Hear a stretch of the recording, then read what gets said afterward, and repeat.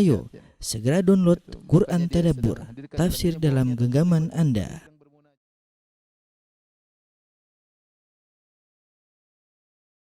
Bismillahirrahmanirrahim. Assalamualaikum warahmatullahi wabarakatuh. Alhamdulillahi ala ihsanih wa syukru lahu ala taufiqihi wa amtinanih wa asyhadu an la ilaha illallah wahdahu la syarika lahu ta'ziman li sya'nih wa asyhadu anna Muhammadan abduhu wa rasuluhu da'ila ridwanih. Allahumma shalli alaihi wa ala alihi wa ashabihi wa ikhwani. Para pemirsa Radio Roja TV dimanapun Anda berada, kita melanjutkan bahasan kita dari tafsir surat Al-Ahzab. Kita sampai pada ayat yang ke-36. Allah Subhanahu wa taala berfirman, "Wa ma kana lil mu'minin wa la mu'minatin idza qadallahu wa rasuluhu amran an yakuna lahumul khiyaratu min amrihim. Wa may ya'sillaha wa rasulahu faqad dhalla dhalalan mubina." Di sini Allah Subhanahu wa taala berfirman, ya, dan tidak patut bagi seorang lelaki mukmin, demikian juga tidak patut bagi wanita mukminah, ya, kalau Allah dan Rasulnya sudah menetapkan suatu perkara, an yakuna lahumul khiyaratu min amrihim, maka mereka memiliki pilihan yang lain selain pilihan Allah Subhanahu wa taala. Wa may ya'sillaha wa rasulahu faqad dhalla dhalalan mubina. Barang siapa yang bermaksiat kepada Allah dan Rasulnya, maka sungguh dia telah sesat dengan kesesatan yang nyata, mubinan ay bayyinan. Ayat ini disebutkan oleh para ahli tafsir, sebab nuzulnya adalah ketika Nabi SAW mengkhitbah Zainab bintu Jahsyin untuk Zaid bin Harithah. Untuk Zaid bin Harithah. Kita tahu Zaid bin Harithah adalah seorang budak, ya. Sudah pernah kita sampaikan, dia adalah seorang budak yang dibeli oleh Hakim bin Hizam, Hakim bin Hizam, yang dia merupakan ponakan dari Khadijah. Kemudian dia menghadiahkannya kepada Khadijah, Zaid bin Harithah. Kemudian Khadijah menghadiahkan budaknya kepada Nabi sallallahu alaihi wasallam. Kemudian Nabi sallallahu alaihi wasallam memerdekakan Zaid bin Harithah. Jadi asalnya budak. Kemudian Nabi memerdekakan, kemudian Nabi mengangkat dia menjadi seorang anak sehingga orang-orang memanggilnya Zaid bin Muhammad. Dan ini adalah tradisi yang terjadi di orang-orang Arab ketika itu, suku Arab.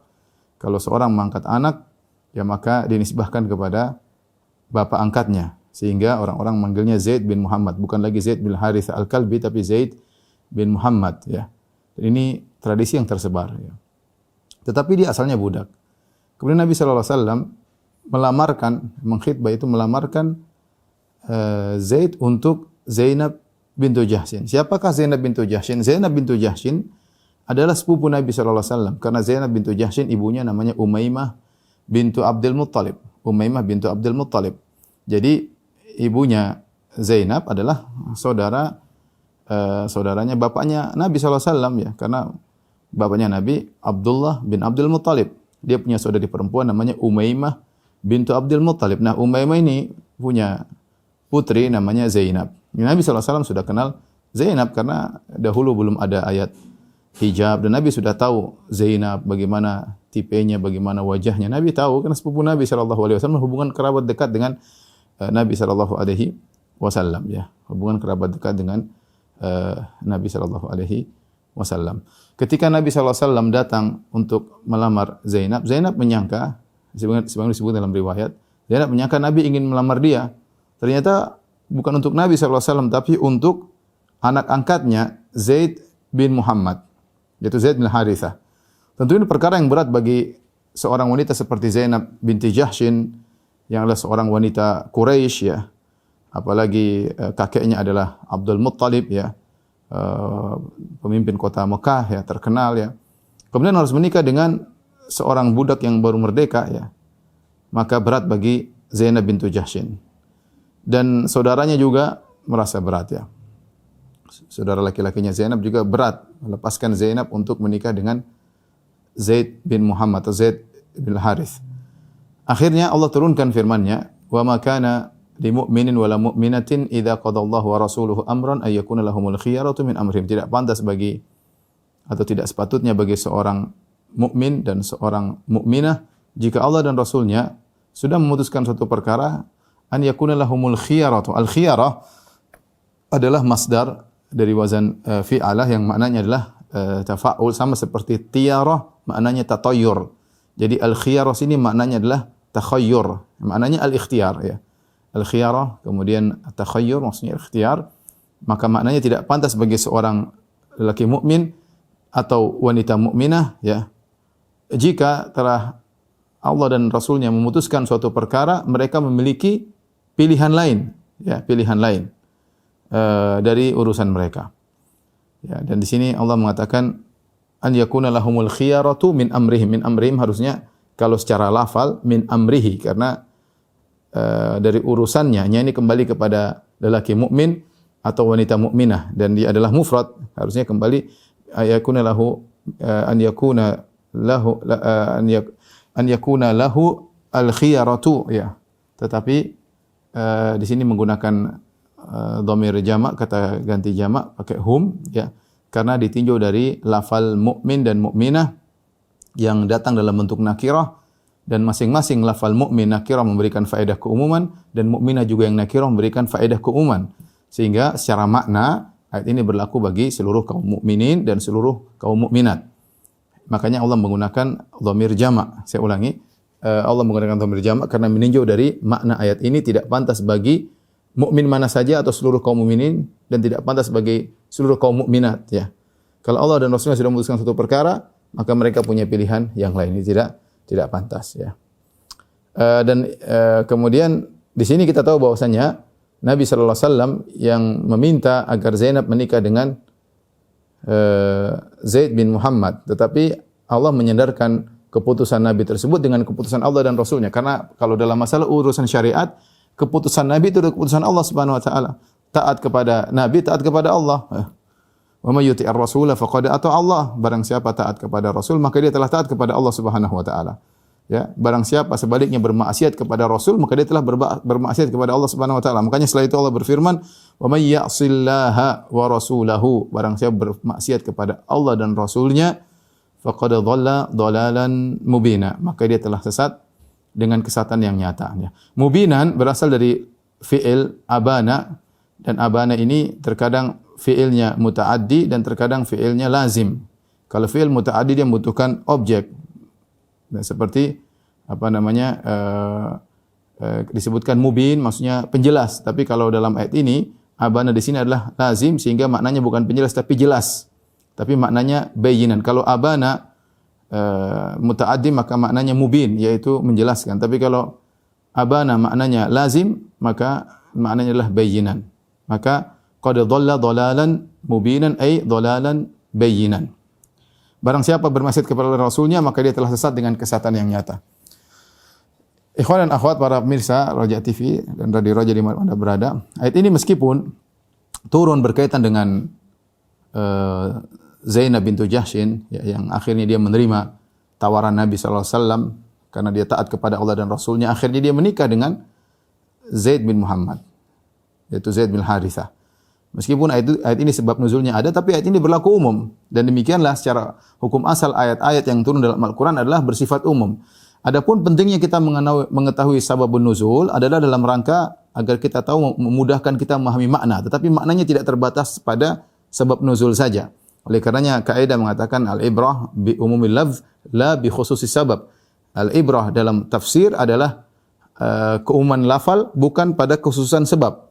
Dalam kekhususan sebab, tapi dengan adanya sebab qat'iyatud dukhul fi ma'nal ayah. Sebab itu bisa kita pastikan adalah salah satu makna yang dikandung oleh ayat. Karena ayat ini turun karena sebab, maka di antara fungsinya kita mengetahui sebab, yaitu kita tahu sebab ini merupakan makna yang pasti dari salah satu kandungan ayat. Makna yang pasti dari salah satu kandungan ayat, karena ayat ini turun karena sebab ini. Ini di antara fungsi kita mengetahui sebab nuzul. Dan membantu kita memahami ayat, tapi tidak terbatas pada sebab nuzul. Oleh karenanya para ulama menyebutkan ayat ini berlaku secara umum dan dijadikan dalil oleh para ulama bahwasanya kalau Allah sudah dan Rasulnya sudah kasih keputusan, kita harus terima. Makanya setiap pagi kita mengatakan raditu billahi rabba wa bil islami dina wa bi muhammadin nabiyyan wa rasulan. Zikir pagi petang ya, kita bilang aku telah ridha kepada Allah sebagai Rabbku dan Islam sebagai agamaku dan Nabi sebagai Rasulku. Ridha apa? Ridha segala apa yang Allah perintahkan dan apa yang diputuskan oleh Nabi SAW, kita harus ridha. Tidak boleh kita punya pilihan yang lain. Tidak boleh kita punya pilihan yang lain. Kalau kita memiliki pilihan yang lain berarti keimanan kita bermasalah. Ya, bahkan kita bermaksiat. Dan Allah telah mengatakan wa may ya'sillaha wa rasulahu faqad dhalla dhalalan mubina. Siapa yang bermaksiat kepada Allah Rasulnya, maka dia telah sesat kesesatan yang nyata. Dan kita sedih ketika melihat sebagian kaum mukminin karena mungkin kejahilan, tidak mengerti, datang hukum-hukum Islam, dia tidak ridha. Dia tidak ridha. Dia tidak mau dengan hukum Islam. Dia tidak mau dengan peraturan Islam. Dia tidak mau dengan sunnah Nabi. Dia tidak mau ada pewajiban dalam Al-Quran. Dia tidak suka. Dia tidak suka. Ya. Orang mukmin yang benar tidak patut untuk menolak hukum yang Allah turunkan dan yang Rasulullah SAW telah jelaskan. Karena itulah bentuk maksiat kepada Allah dan Rasulnya. Ya. Taib. Faedah yang bisa kita ambil dari ayat ini dan sebab nuzulnya disebutkan oleh Al-Qurtubi dalam tafsirnya. Beliau berkata fi hadhil ayat dalilun bal nassun fi anna al-kafa'a la tu'tabar fil ahsab. Ayat ini merupakan dalil bahkan nas yang tegas bahwasanya kesamaan ya dalam masalah nasab ini tidak dianggap dalam masalah pernikahan. Wa innama tu'tabaru fil adyan.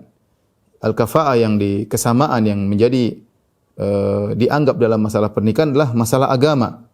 Khilafan li Malikin wa Syafi'i wal Mughirah wa Suhnun, dan ini menyelisih pendapat Imam Malik dan Syafi'i dan Al-Mughirah dan Suhnun. Padahal Al-Qurtubi ini bermadzhab Maliki, tapi dia menyelisihi Imam Malik dan menyelisihi Imam Syafi'i, bahkan menyelisihi Suhnun. Ulama Malikiyah juga dia selisih semuanya.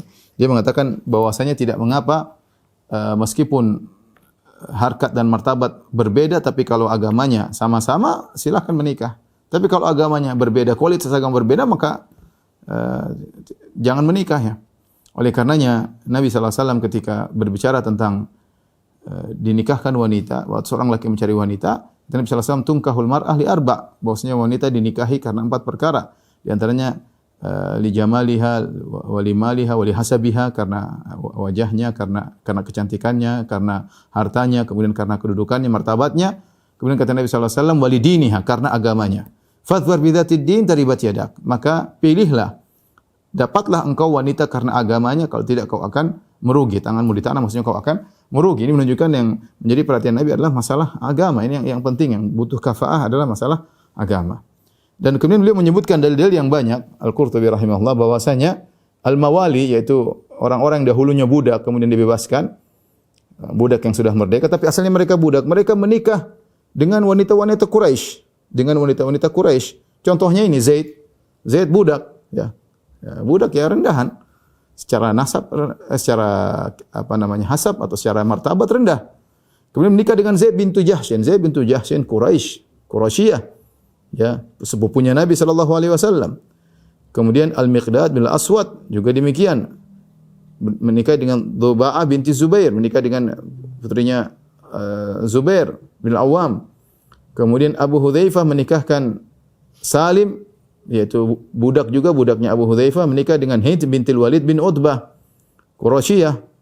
Kemudian juga Bilal Habasyi menikah dengan saudarinya Abdurrahman bin Auf. Bilal berkulit hitam Habasyi menikah dengan wanita Quraisyiyah, yaitu saudarinya Abdurrahman bin Auf. Dan ini menunjukkan bahwasanya yang menjadi patokan adalah agama. Menjadi patokan adalah agama. Dan contoh-contoh banyak sekali ya. Contoh-contoh banyak sekali. Nanti juga demikian Usama, putrinya, anaknya Zaid bin Harithah, Usama bin Zaid bin Harithah, menikah dengan Fatimah bintu Qais. Fatimah bintu Qais Al-Fihriyah Al-Quraisyiyah. Fatimah bintu Qais sebelumnya suaminya dari Bani Makhzum, yaitu kabilah yang hebat dari orang-orang Quraisy.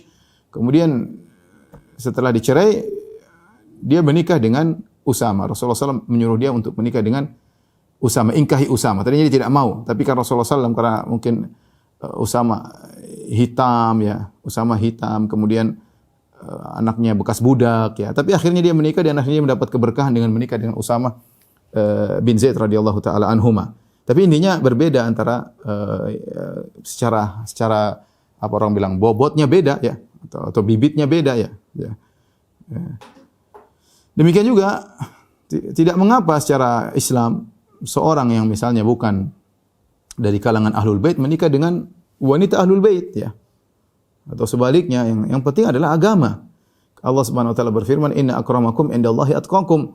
Sungguhnya yang paling mulia di antara kalian yang paling bertakwa. Oleh karenanya Umar bin Khattab radhiyallahu taala anhu, ya, menikah dengan siapa? Menikah dengan Ummu Kulthum. Ummu Kulthum adalah putrinya Ali dan Fatimah, ya. Ali dan Fatimah, Ali Ahlul Bait, Fatimah Ahlul Bait, menikah punya anak di antaranya Hasan, Husain dan Ummu Kulthum. Ummu Kulthum berarti dia syarifah, keturunan Nabi sallallahu alaihi wasallam karena dia adalah anak dari Fatimah dan Ali. Kemudian nikah dengan Umar bin Khattab. Umar bin Khattab Quraisy, ya. Al-Adawi, tapi dia bukan Ahlul Bait. Menikah dengan Ummu Kulthum bintu Ali dan punya anak namanya Zaid bin Umar. Ini menunjukkan boleh menikah seorang yang penting saleh dengan syarifah, keturunan Nabi sallallahu alaihi wasallam. Contoh lagi Utsman bin Affan. Utsman bin Affan Al-Umawi Quraisy tapi dia bukan Ahlul Bait. Menikah dengan dua putri Nabi sallallahu alaihi wasallam. Pertama menikah dengan Ruqayyah. Kemudian Ruqayyah meninggal dunia, menikah dengan Ummu Kulthum binti Muhammad. Makanya diberi gelar dengan Dzunurain. Dzunurain yaitu pemilik dua cahaya karena dia satu-satunya manusia yang menikah dengan dua putri Nabi. Dialah Utsman bin Affan radhiyallahu taala. Maka tidak benar misalnya seperti saya sempat dengar ada yang mengatakan dalam sebagian klip video siapa yang menikah yang bukan dari Bani Alawi, bukan dari Habaib, bukan dari keturunan Nabi, kemudian menikah dengan syarifah keturunan Nabi sallallahu alaihi wasallam, maka amal ibadahnya tidak akan diterima oleh Allah sampai hari kiamat. Ini berlebih-lebihan, enggak boleh seperti itu. Bicara tentang agama Allah enggak boleh sembarangan. Coba lelaki yang menikah dengan Habibah atau syarifah yaitu keturunan Nabi sallallahu alaihi wasallam wanita, maka dia tidak akan diterima amalnya sampai hari kiamat kecuali dia bisa mengembalikan kegadisan syarifah tersebut. Ini adalah perkataan konyol dari orang yang tidak punya ilmu, tidak tahu agama, hanya mengikuti hawa nafsu. Ikhwan dan akhwat yang dirahmati Allah Ta'ala, para pemirsa yang dirahmati Allah Subhanahu Wa Ta'ala, pemirsa Roja dan Radio Roja dan TV Roja. Meskipun tentunya yang menjadi patokan adalah agama, tetapi tentunya masalah sisi lain harus dipandang, diperhatikan juga, bukan sebagai syarat pernikahan, tapi dilihat dari sisi agar pernikahan tersebut bisa langgeng, bisa cocok, maka harus diperhatikan juga sisi-sisi yang lainnya. Tapi itu bukan syarat ya. Yang penting kalau agamanya sudah bagus, nikahkan, meskipun martabat berbeda, meskipun suku berbeda, meskipun tingkat kekayaan berbeda, ya. Tapi suami istri kedua calon suami harus siap menjalankan kehidupan kalau misalnya dari strata yang berbeda. Baik, ini di antara faedah yang disebutkan oleh Al-Imam Al-Qurtubi rahimahullah dan faedah yang azizah, faedah yang sangat langka dan sangat bagus ya. Kemudian Al-Imam Al-Qurtubi melanjutkan menafsirkan atau Allah Subhanahu wa taala melanjutkan ayatnya, ayat 37, kata Allah Subhanahu wa taala, "Wa idz taqulu lilladzi an'ama Allahu 'alaihi wa an'amta 'alaihi amsik 'alaika zawjaka wattaqillah." Kata Allah ketika engkau berkata, wa idzaqul ladzi an'amallahu alaihi, kau berkata kepada orang yang Allah beri nikmat kepadanya, ya. Yaitu Allah berikan nikmat kepadanya, itu maksudnya Zaid bin Muhammad, Zaid bin Harithah. Jadi ceritanya Zaid bin Harithah menikah dengan Zainab bintu Jahsyin, ternyata ketika dijalani roda kehidupan rumah tangga ternyata tidak ada kecocokan. Ya, tidak ada kecocokan. Disebut dalam sebagian riwayat bahwasanya Zaid mengeluh kepada Nabi SAW tentang Zainab yang kadang-kadang berkata-kata kasar kepada dia dan Zaid tidak kuat menghadapi itu semua. Maka dia datang kepada Nabi SAW menyampaikan curhatnya, dia ingin menceraikan Zainab. Dia ingin menceraikan Zainab bintu Jahsyin karena memang benar Zainab bintu Jahsyin seorang wanita yang cantik jelita, tapi tidak pas dengan Zaid bin Muhammad karena Zainab berkata-kata kasar. Sebagian riwayat menyebutkan demikian. Wallahu a'lam akan kesahihan riwayat tersebut. Intinya dia minta pendapat dari Nabi untuk menceraikan istrinya Zainab bintu Jahsyin setelah menjalani pernikahan. Maka Nabi mengatakan, "Amsik, tahan istrimu, amsik 'alaika zaujaka wattaqillah." Tahan istrimu, jangan kau ceraikan, wattaqillah, sebagaimana mengatakan bertakwalah kepada Allah, yaitu jangan kau umbar keburukan Zainab. Tidak usah kau cerita tentang keburukan Zainab, ya, tapi kau tahan dia. Artinya Nabi suruh dia bersabar. Makanya Allah mengatakan, wa idz taqulu lilladzi an'ama Allahu 'alaihi wa an'amta 'alaihi amsik 'alaika zaujaka wattaqillah. Ketika engkau berkata kepada orang yang Allah berikan nikmat Islam kepadanya, maksudnya Zaid bin Harithah, anak angkatnya Nabi SAW, dan kau telah beri nikmat kepada dia juga, yaitu kau telah merdekakan dia. Dia pada Zaid bin Harithah terkumpulkan dua nikmat. Nikmat dari Allah itu dia Islam, nikmat dari Nabi SAW itu dibebaskan. Ketika dia mengadu untuk menceraikan istrinya, kau berkata kepadanya, amsik alaika zaujak, tahan istrimu. Wattaqillah, bertakwalah kepada Allah Zaid, jangan umbar keburukan Zainab, ya, atau suruh bersabar. Kemudian kata Allah Subhanahu wa taala menegur Nabi sallallahu alaihi wasallam, wa tukhfi fi nafsika ma Allahu mubdih. Dan kau menyembunyikan dalam dirimu apa yang akan Allah ungkapkan. Apa yang Allah ungkapkan, dan Allah menggunakan isim fa'il di sini mubdih, yaitu Allah akan ungkapkan. Apa yang disembunyikan Nabi sallallahu alaihi wasallam dalam hatinya, yaitu bahwasanya Allah telah menyatakan, mewahyukan kepada Nabi bahwasanya Nabi akan menikah dengan Zainab bintu Jahsyin. Nabi akan menikah dengan Zainab bintu Jahsyin dengan hikmah yang Allah kehendaki. Dengan hikmah yang Allah kehendaki. Apa yang Allah kehendaki dari hikmah Nabi menikah dengan Zainab bintu Jahsyin yang merupakan istri dari anak angkatnya, agar Allah ingin merubah tradisi yang sedang berjalan di suku Arab ketika itu, bangsa Arab, yang tradisi tersebut benar-benar sudah mengakar. Bahwasanya kalau seorang diangkat menjadi anak angkat, maka seperti anak sungguhan, seperti anak kandung. Sehingga istri, kalaupun dia mencerai seorang wanita, maka tidak boleh dinikahi. Karena seakan-akan bekas istri dari anak kandungnya, padahal anak angkat. Maka Allah Subhanahu wa taala ingin menghancurkan atau merubah tradisi yang sedang terjadi di masyarakat. Tapi cara Allah untuk merubah tradisi tersebut dengan langsung menyuruh Nabi menikah dengan Zainab bintu Jahsyin. Dengan menyuruh Nabi sallallahu alaihi wasallam menikah dengan Zainab bintu Jahsyin. Nah, Nabi sudah tahu bahwasanya dia bakalan menikah dengan Zainab bintu Jahsyin, tapi harusnya dia berkata kepada Zaid bin Harithah, ya sudah, ceraikan saja. Kenapa? Karena dia tahu dia akan menikah dengan Zaid bintu Jahsyin. Tetapi dia Nabi tidak berani ngomong, khawatir omongan-omongan orang-orang munafik, karena orang munafik menunggu kesalahan Nabi, apalagi Nabi kemudian menyelisih tradisi kebiasaan orang Arab. Ternyata Muhammad menikah dengan bekas istri anaknya. Ini bahan cercaan dari orang munafik. Dan Nabi tidak mau dicela, ya. Karena ini perkara yang berat. Akhirnya Nabi SAW menyembunyikan dalam dirinya, Nabi tidak mengungkapkan. Bahkan Nabi berkata kepada Zaid bin Harithah, sabar, ya, tahan istrimu. Seharusnya Nabi mengatakan, tidak apa ya, kalau memang sulit cerai, tidak apa. Karena Nabi akan menceraikannya. Di sini Allah tegur Nabi SAW, kata Allah, wa tukhfi fi nafsika ma Allahu mubdih. Dan kau sembunyikan dalam dirimu apa yang Allah akan ungkapkan, apa yang kau sembunyikan tersebut. Wa takhshan nasa wallahu ahaqqu an takhsha. Dan kau takut kepada orang-orang sementara Allah lebih utama untuk kau takuti. Ya, harusnya sampaikan saja, tidak usah kau sembunyikan. Ya.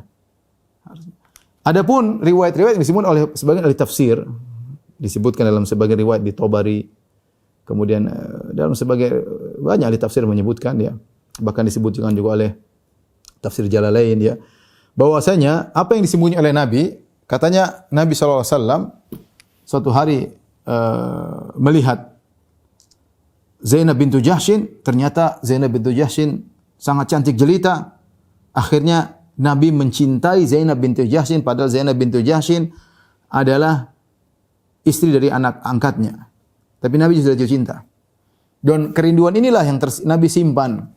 Sehingga ketika Zaid ingin menceraikan Zainab, harusnya dia mengatakan ceraikan saja supaya Nabi menikahi. Tapi Nabi malu, ya. Padahal Nabi sudah jatuh cinta kepada Zainab bintu Jahsyin. Ini dibantah oleh para ulama, dan ini adalah riwayat yang tidak pantas untuk dimasukkan dalam buku tafsir sebagaimana perkataan Ibnu Katsir. Meskipun banyak ahli tafsir menyebutkan riwayat ini, namun ini dibantah oleh Ibnu Katsir. Ibnu Katsir mengatakan ini harusnya dibuang riwayat seperti ini karena tidak pantas bagi kedudukan Nabi sallallahu alaihi wasallam, ya. Oleh karena dibantah oleh para ulama seperti Al-Qadhi Iyad, Al-Qushairi, ya.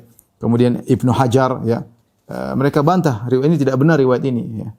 Seakan-akan Nabi sallallahu alaihi wasallam jatuh cinta sama istri orang, kemudian Nabi pendam rasa cinta tersebut, dan yang menunjukkan tidak benar, mereka mengatakan dalam riwayat tersebut, riwayat yang lemah ini, Nabi melihat, Nabi ternyata baru tahu kecantikannya Zainab bintu Jahsyin. Ini dusta jelas. Kenapa? Karena Nabi sudah tahu Zainab bintu Jahsyin di awal, ini sepupunya. Kan kita katakan Zainab bintu Jahsyin ibunya Umaymah bintu Abdul Muttalib. Sepupu Nabi, dan Nabi tahu sejak kecil siapa Zainab bintu Jahsyin. Ya, bukan Nabi tidak tahu, ya, Nabi sudah tahu. Tetapi yang Nabi sembunyikan bukan kerinduannya kepada Zainab, bukan jatuh cintanya kepada Zainab, bukan. Tetapi adalah karena Allah sudah menyatakan kau akan menikah dengan Zainab. Tujuan apa Allah membuat Nabi menikah dengan Zainab? Saya katakan tadi, karena ada tradisi yang tidak benar yang berjalan di kota Madinah atau di bangsa Arab secara umum untuk dihilangkan oleh Allah Subhanahu wa taala agar tidak berlaku dalam syariat Islam. Karena anak angkat bukan anak. Anak angkat bukan angkat, tidak mendapat warisan dan tidak berlaku mahram. Anak angkat tidak boleh mengambil nasab dari bapak angkatnya, enggak boleh.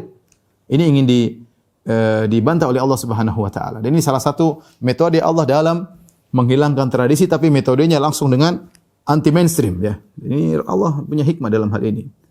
Ya, oleh karenanya terkadang Nabi SAW juga melakukan demikian. Contoh, misalnya Nabi SAW menikah dengan Aisyah radhiyallahu taala anha di bulan Syawal. Wa bana biha fi Syawal. Dan Nabi juga menggauli Aisyah di bulan Syawal. Padahal ketika itu orang-orang sedang menganggap sial orang yang menikah di bulan Syawal atau serumah dengan seorang wanita di bulan Syawal. Tersebar di masyarakat tatoyur bahwasanya sial kalau menikah di bulan Syawal. Maka Nabi ingin menghilangkan tradisi tersebut, Nabi nikahi Aisyah di bulan Syawal. Agar orang tahu bahwasanya tidak ada tatayur dalam bulan Syawal. Bahkan Aisyah mengatakan, saya yang harusnya paling dicintai oleh Nabi, padahal saya menikah di bulan sial menurut orang-orang Arab. Ternyata tidak sial, justru Aisyah yang paling dicintai, justru Nabi dirawat di Aisyah di akhir hayatnya, justru Nabi SAW meninggal di rumah Aisyah dan dikuburkan di rumah Aisyah. Berarti itu tidak benar. Sama, ketika Nabi SAW tersebar di kalangan orang-orang Arab dan mereka sejak dahulu, sejak zaman jahiliyah sudah haji dan umrah. Ketika bulan Dzulqa'dah mereka tidak mau umrah. Menurut mereka umrah di bulan Dzulqa'dah adalah suatu kemungkaran. Sehingga karena sebentar lagi haji bulan Dzulhijjah, ya. Maka Nabi SAW menyuruh para sahabat umrah di bulan Dzulqa'dah. Nabi keluar dari kota Madinah menuju Mekah sekitar tanggal 25 Dzulqa'dah. Kemudian sampai di Mekah tanggal 4 Dzulhijjah. Kemudian Nabi suruh sahabat untuk umrah. Kenapa? Ada tradisi yang ingin Nabi hilangkan. Nabi suruh sahabat umrah. Sahabat tadinya berat, Nabi suruh umrah semua. Ya. Yang punya hewan yang tidak bawa hewan maka segera umrah, cukur rambut, bertahalul. Bukan cuma itu, Nabi tidak bisa, karena Nabi bawa hewan. Bukan cuma itu, bahkan Nabi SAW menyuruh para sahabat untuk mendatangi istri-istri mereka sebelum pergi ke Mina. Dan ini suatu perkara yang tidak pernah diketahui oleh orang-orang Arab sebelumnya. Dan mereka ini suatu kemungkaran bagaimana berumrah di bulan Dzulqa'dah kemudian menggauli istri sebelum haji. Ini aneh bagi mereka. Nabi suruh sahabat untuk menggauli istri mereka. Akhirnya para sahabat menggauli istri mereka sampai Nabi mengatakan, para sahabat mengatakan, kami pergi ke Mina wa dzukuru wa madzakiruna taqturu maniyan. Kami pergi ke Mina dalam kondisi air kemaluan kami masih mengeluarkan air mani. Artinya kamu baru saja berhubungan istri kami berangkat ke Mina. Ya. Ini contoh maksud saya, ketika Nabi SAW ingin merubah suatu tradisi, Nabi anti mainstream langsung melawan arus yang sedang terjadi agar berubah secara kalau kita bahasa kita secara masif ya, secara masif agar ramai. Dan itu dilakukan oleh Nabi SAW. Di antaranya ini Allah Subhanahu wa taala sekarang Allah yang menyuruh Nabi untuk menikah dengan bekas istri anak angkatnya. Supaya apa? Supaya benar-benar tertanam dalam jiwa-jiwa kaum muslimin bahwasanya anak angkat itu bukan anak kandung, tidak boleh ada nasabnya dan tidak boleh mewarisi, ya, mengambil warisan. Dan kalau dia juga kalau wanita bukan mahram, kalau dia punya istri maka istrinya halal saat ini sudah dicerai. Dan itu Allah suruh Nabi yang mempraktekannya, ya. Dan ini berat. Makanya Nabi SAW wa tukhfi fi nafsika ma Allahu mubdih. Makanya Nabi mau sampaikan ke Zaid, Nabi malu nanti diomongin sama, kan ini melawan tradisi, akan dikata-katain oleh karena Nabi orangnya sangat pemalu, ya. Disebut dalam hadis Nabi SAW asyaddu hayaan, ya. Rasulullah SAW sangat lebih malu daripada gadis pingitan di tempat pingitannya, ya. Kemudian kata Allah Subhanahu wa taala, "Falamma qada Zaidun minha wataran zawwajnakaha." Ketika Zaid bin Harithah telah menyelesaikan hajatnya dari Zainab, yaitu telah menyelesaikan hajat dari Zainab, yaitu telah menggaulinya, kemudian telah menceraikannya, kemudian telah habis masa iddahnya, kata Allah, zawwajnakaha, kami nikahkan engkau dengan Zainab. Likaila yakuna 'alal mu'minina harajun fi azwaji adiyaihim idza qadaw minhunna watara. Agar tidak ada rasa berat, rasa ragu-ragu bagi kaum mukminin kalau ingin menikah dengan bekas istri-istri anak-anak angkat mereka, karena banyak di antara mereka anak angkat, punya anak angkat banyak ya. Seakan-akan anak angkatnya kalau punya istri, istrinya juga mahram, enggak. Agar tradisi ini hilang. Makanya kata Allah, likaila yakuna 'alal mu'mini harajun fi azwaji adiyahim idza qada minhunna wa tara.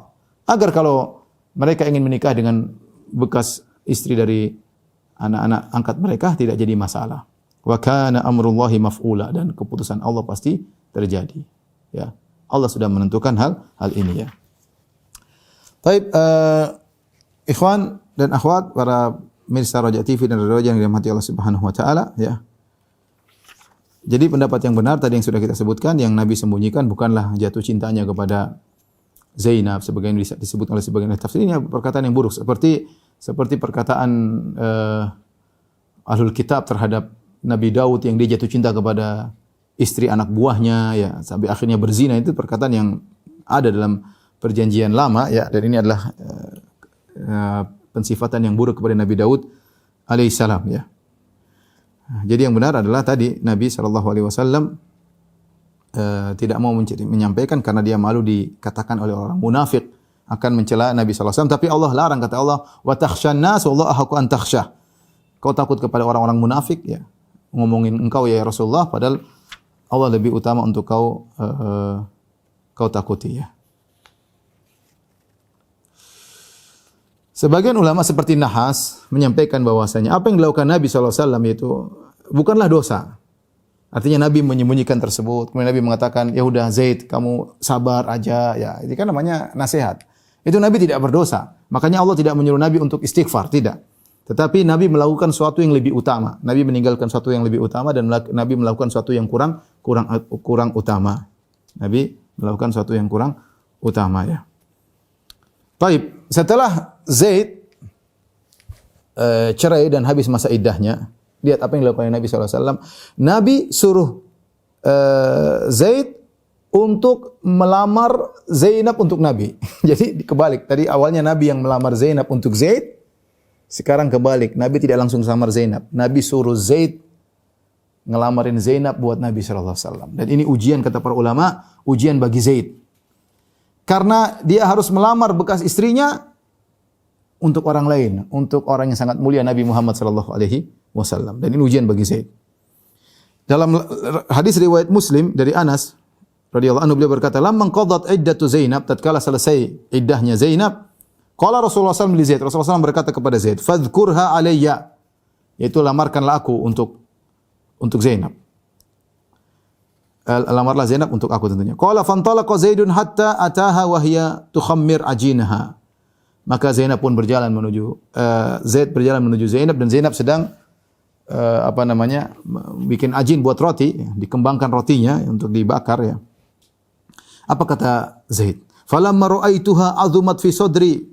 Tatkala aku melihat Zainab nih orang yang agung. Kenapa? Bukan apa-apa, karena dia tahu dia bakalan menjadi istri Nabi sallallahu alaihi wasallam. Jadi Zaid karena dia mengagungkan Nabi SAW, bahkan calon Nabi pun, karena dia tahu Nabi bakalan nikah dengan wanita ini, yang tadi bekas istri, yang tadi mungkin dia marah-marah sama wanita ini, berubah total. Ini karena cintanya Zaid kepada Nabi SAW. Tadinya mungkin dia jengkel, bahkan minta menceraikan. Bayangkan, tadinya Zaid jengkel sama Zainab, bahkan mau pingin menceraikan Zainab karena tidak kuat hidup dengan Zainab. Sekarang berbalik ketika dia tahu Rasulullah SAW akan menikah dengan Zainab. Apa kata Zaid? Falamma ra'aituha azumat fi sadri. Tatkala aku lihat dia, aku merasa dia sangat agung di dadaku. Kenapa? Karena dia bakalan menjadi istri Nabi sallallahu alaihi wasallam. Ya. Hatta ma astati'u an anzura ilaiha. Sampai aku tidak mampu melihat Zainab, tidak mampu.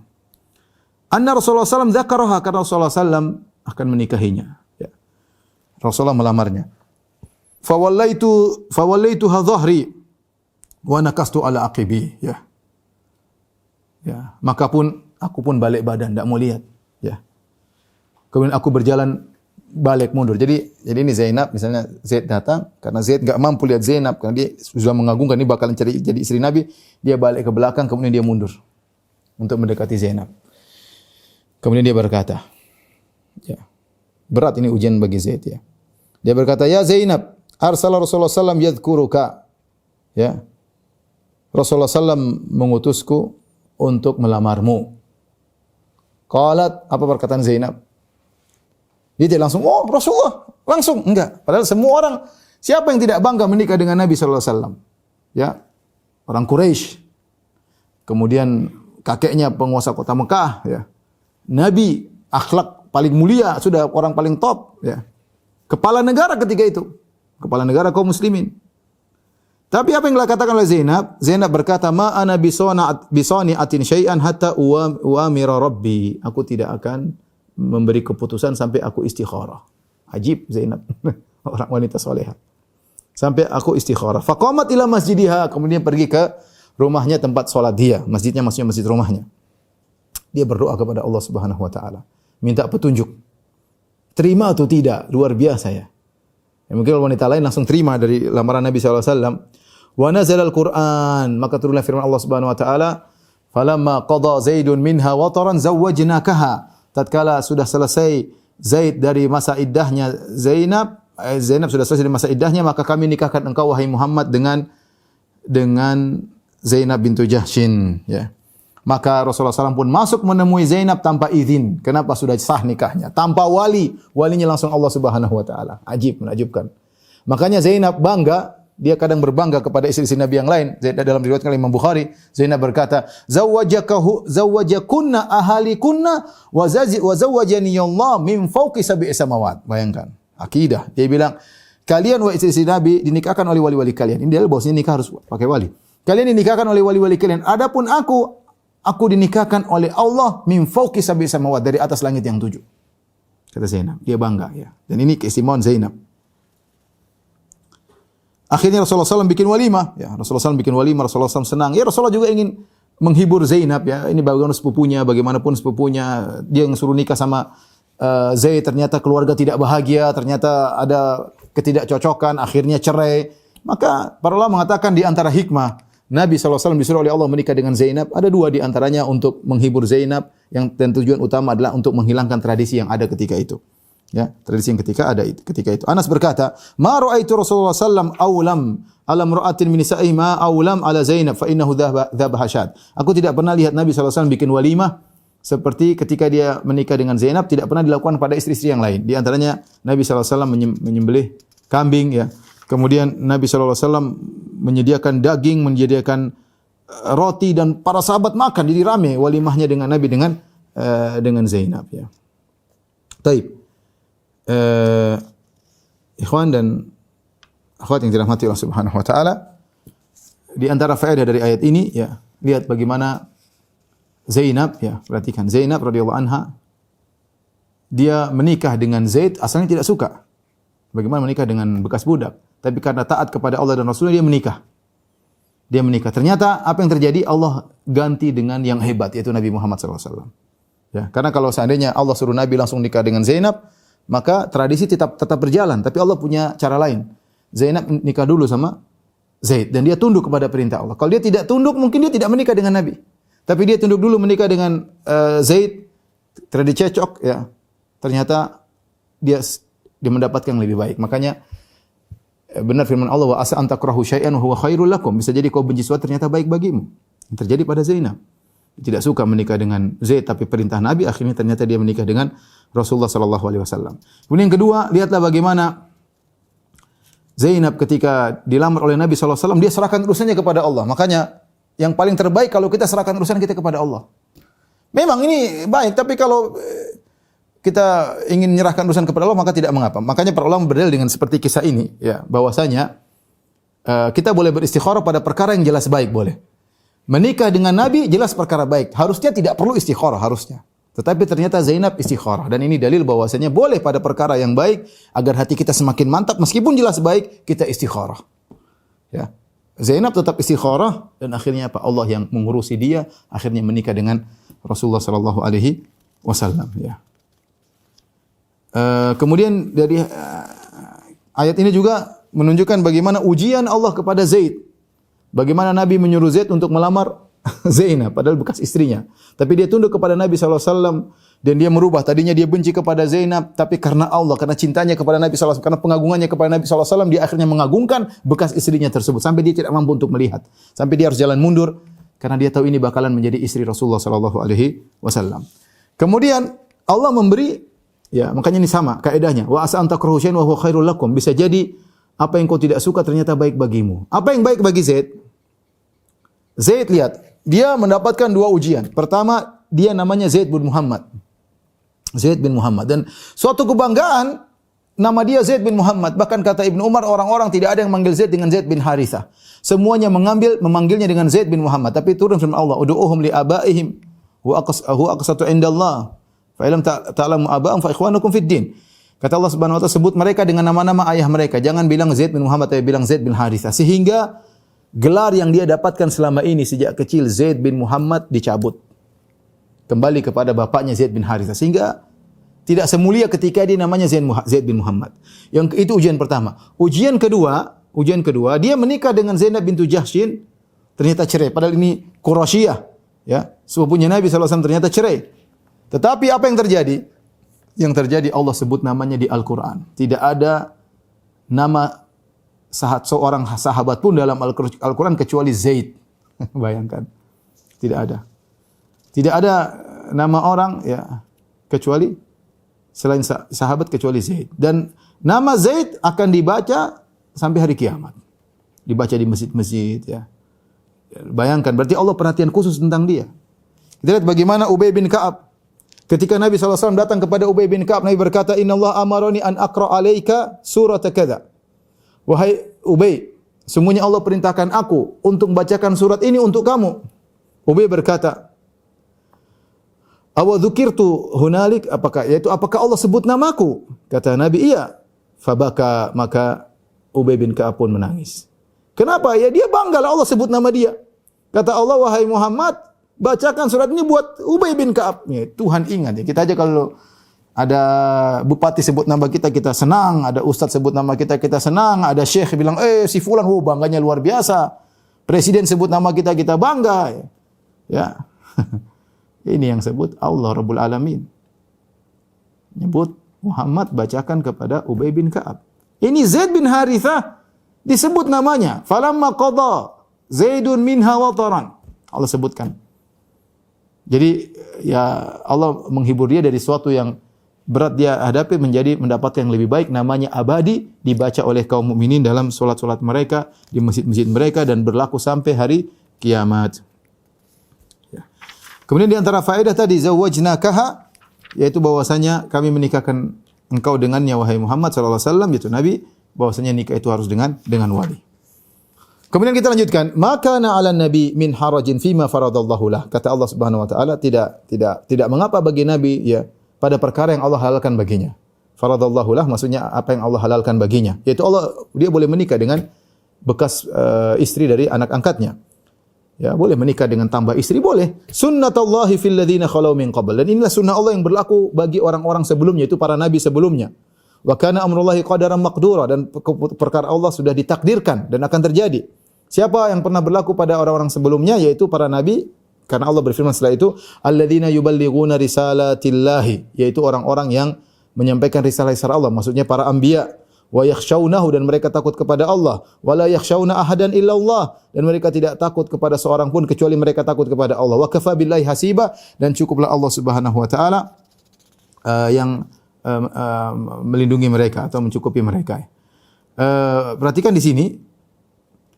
Jadi Allah ingin menjelaskan kepada kaum mukminin bahwasanya apa yang dilakukan oleh Nabi sallallahu alaihi wasallam perkara yang biasa. Ini adalah hak Nabi sallallahu alaihi wasallam.